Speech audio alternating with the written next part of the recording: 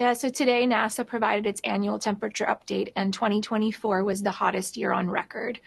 L-Organizzazzjoni Meteoroloġika Dinjija ikkonfermat li s-sena li għaddiet kienet l-aktar waħda sħuna. It-temperatura medja kienet ta' 1.5 gradi Celsius aktar sħuna mill-medja ta' bejn l-1850 u l-1900. L-aħħar 10 snin kienu l-aktar sħan b'impatt fuq il-bniedem u l-ekosistemi madwar id-dinja. Il-Professur Charles Galdis, lettur fl-Università ta' Malta u membru tal-Kunsill Nazzjonali għall-Azzjoni Klimatika rimarka ma' TVM News li dan huwa livell simboliku għax ħafna mexxejja tad-dinja 10 snin ilu kienu wedu li mhux se jinqabes.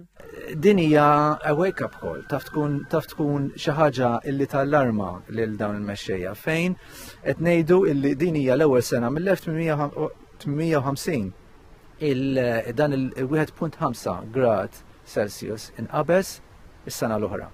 U minħabba fekk rajna ċertu impatti. Per eżempju, rajna nirien errida fil-Bolivja u l-Venezuela, rajna arar torrenzjali qrib tagħna Spanja.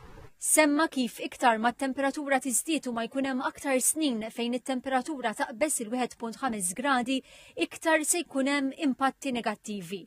F'dan il-kuntest, il-Professur Galdis innota kif in-nirien f'Los Angeles se jkunu aktar frekwenti matul is-sena minħabba n-nixfa kbira. Minsemmu la Ninja li bħalissa qegħdin f'dik il-fażi tagħha fejn tagħti ċertu tendenzi ta' aktar nixfa f'dik l-erja fejn qed ikun hemm in-nirien fil-fatt għalhekk hemm dawn in-nirien. Wara kollox in-nirien iseħħu meta jkollok riħat qawwija kif ukoll nixfa qawwija f'dik l-erja. It-tibdil fil-klima qed inħossu l-effetti tiegħu qal il-Professur Galdis u għalhekk importanti li naddattaw għal din il-bidla. Fi stħarriġ li sar mill-Bank Ewropew tal-Investiment il-Maltin qisu t-tibdil fil-klima bħala t-tieni l-akbar sfida li qed jiffaċċja l-pajjiż.